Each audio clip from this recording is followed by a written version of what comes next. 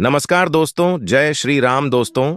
स्वागत है आपका आपके अपने चैनल शिवलोक उपाय में। जय श्री राम और हनुमान जी महाराज की कृपा आप और आपके पूरे परिवार पर सदा सर्वदा बनी रहे।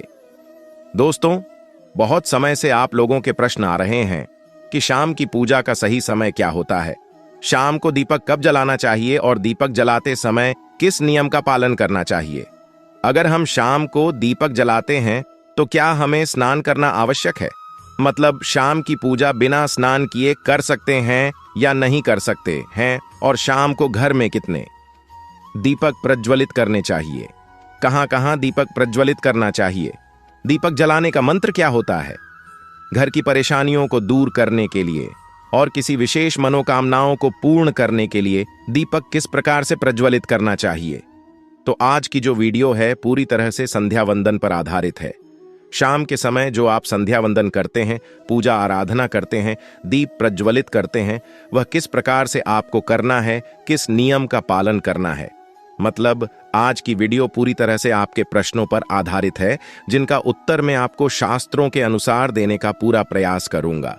तो वीडियो को पूरा जरूर देखें और अगर आपको आज की वीडियो अच्छी लगे तो इसे लाइक जरूर कीजिए, क्योंकि आपके लाइक्स और आपके कमेंट मेरे लिए बहुत महत्वपूर्ण होते हैं। ये एकमात्र जरिया है जिससे मुझे पता चलता है कि आपको यह वीडियो अच्छी लगती है और आपके लिए यह वीडियो उपयोगी है। तो अगर वीडियो अच्छी लगती है तो लाइक जरूर करें। इसके साथ ही कमेंट बॉक्स में भगवान श्री राम के नाम का जयकारा भी जरूर लगाएं। इससे आपको सकारात्मक ऊर्जा की प्राप्ति होती है। और अगर आपका कोई भी सुझाव हो, कोई भी प्रश्न या कोई विशेष वीडियो देखना चाहते हैं तो उसके लिए भी कमेंट बॉक्स में जरूर लिखें। और हाँ, चैनल पर पहली बार आए हैं, अगर अभी तक आपने चैनल को सब्सक्राइब नहीं किया है तो आज की वीडियो अगर आपको अच्छी लगे तो चैनल को सब्सक्राइब जरूर कर लीजिए और बेल आइकन को भी प्रेस कर लीजिए। इससे यह होगा कि इस चैनल पर जो नई वीडियो अपलोड होंगी वो आपको सही समय पर प्राप्त होगी। तो सबसे पहले बात करते हैं कि शाम को दीपक प्रज्वलित करने से पहले, मतलब शाम को पूजा करने से पहले क्या स्नान करना आवश्यक है। देखिए, शास्त्र गुरुओं के अनुसार पूजा में शुद्धता आवश्यक होती है। तो जब हम सुबह पूजा करते हैं तब तो स्नान करना अत्यंत आवश्यक होता है। सुबह बिना स्नान के पूजा नहीं करना चाहिए, लेकिन शाम की पूजा आप हाथ पांव मुंह धोकर भी कर सकते हैं। जरूरी नहीं है आप स्नान करें। अब देखिए, आप चाहें तो वस्त्र भी बदल सकते हैं या फिर आप सिर्फ हाथ मुंह धोकर कुल्ला करके भी पूजा कर सकते हैं। अब देखिए, जैसे कि आपको शाम के समय पूजा करनी है तो दिन में भी आप शुद्धता का ध्यान रखें। जैसे कि आप जब भी टॉयलेट जाते हैं, बाथरूम जाते हैं, तब उस समय शुद्धिकरण जरूर कीजिए। कुल्ला जरूर करना चाहिए। हर बार जब आप बाथरूम जाते हैं तो अगर आप दिन भर शुद्धिकरण का ध्यान रखते हैं तो शाम के समय बिना स्नान किए भी सिर्फ हाथ पांव धुल करके पूजा कर सकते हैं और चाहें तो स्नान भी कर सकते हैं। जैसे कि गर्मियों के दिन है तो शाम के समय भी आप स्नान करके पूजा कर सकते हैं। तो बहुत सारी चीजें आप स्वयं भी अपने विवेक से निर्धारित कर सकते हैं। अगला प्रश्न है आपका कि शाम की पूजा में दीपक इस समय जलाना चाहिए। तो देखिए, शाम को जो पूजा का समय होता है वह गोधूली बेला का समय होता है, प्रदोष काल का समय होता है। मतलब जिस समय सूर्य अस्त हो रहे होते हैं उस समय हमारे घर में दीपक प्रज्वलित हो जाना चाहिए। अब जैसे कि आप लोगों के प्रश्न आते हैं कि कितने बजे दीपक जलाना चाहिए शाम को, तो देखिए, शाम को सूर्यास्त का समय हर मौसम में अलग अलग होता है। कभी जैसे कि सर्दियां चल रही होती हैं तो 043 बजे पर भी सूर्यास्त हो जाता है। कभी कभी 053 बजे तक भी सूर्यास्त हो जाता है। जैसे गर्मियों का मौसम है तो 063 बजे से लेकर 1:30 बजे तक ऐसे ही सूर्यास्त का समय होता है। कई बार 7:30 बजे का टाइम हो जाता है। गर्मियों में तो प्रत्येक मौसम में सूर्यास्त का समय अलग होता है, इसलिए एक सही समय बताना कि इसी समय आप दीप प्रज्वलित करें, यह तो बहुत मुश्किल होगा और यह ठीक भी नहीं होगा। एक ही समय पर हर बार हम दीप प्रज्वलित नहीं कर पाएंगे, इसलिए संध्या काल का ध्यान रखिए। जब संध्या काल का समय होता है, मतलब जब सूर्य अस्त हो रहा होता है, उस समय आप अपने घर में दीपक प्रज्वलित कर दीजिए। और अब बात करते हैं कि कितने दीपक आपको अपने घर में प्रज्वलित करने चाहिए प्रतिदिन। शास्त्रों के अनुसार संध्या काल में प्रतिदिन अपने घर के मुख्य द्वार पर एक दीपक जरूर जलाना चाहिए। इससे क्या होता है? देखिए, शास्त्रों के अनुसार शाम के समय संध्या काल में लक्ष्मी माता और उनकी बहन दरिद्रता दोनों ही भ्रमण पर निकलती हैं। तो जिस घर के मुख्य द्वार पर दीपक प्रज्वलित होता है, उस घर में मां लक्ष्मी प्रवेश कर जाती हैं, और जिस घर के मुख्य द्वार पर दीपक नहीं जल रहा हो, उस घर में दरिद्रता प्रवेश कर जाती है। तो इसलिए मां लक्ष्मी का प्रवेश आपके घर में हो, इसके लिए घर के मुख्य द्वार पर एक दीपक जरूर प्रज्वलित करना चाहिए। और हां, घर के मुख्य द्वार पर जो दीप प्रज्वलित किया जाता है, संध्या काल में इसके बहुत सारे फायदे शास्त्र में बताए गए हैं।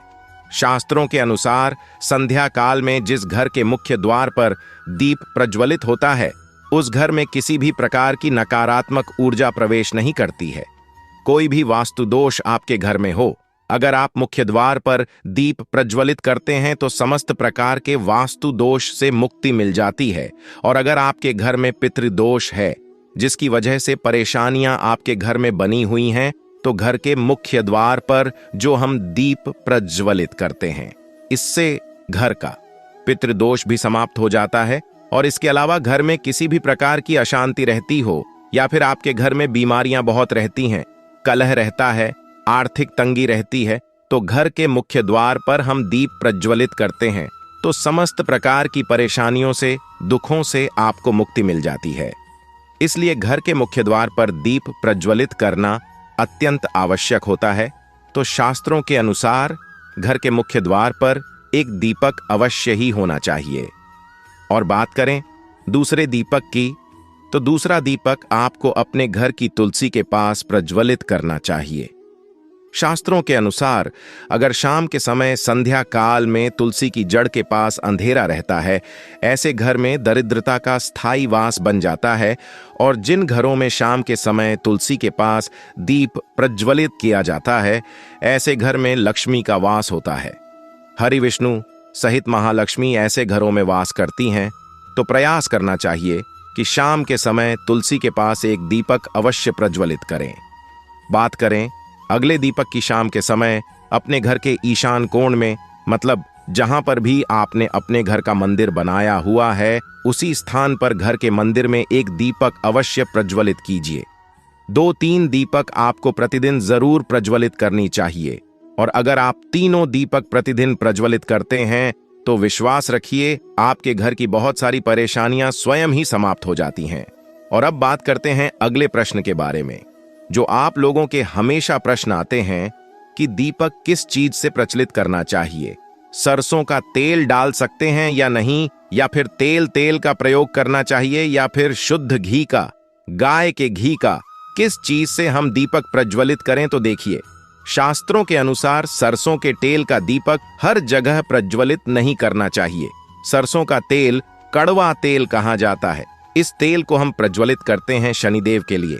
शनिदेव के लिए अगर आप दीपदान करते हैं शनिवार के दिन, तो आपको सरसों तेल का दीपक प्रज्वलित करना चाहिए। और आप चाहे तो जैसे कि पीपल का वृक्ष होता है, वहां पर भी सरसों के तेल का दीप प्रज्वलित कर सकते हैं।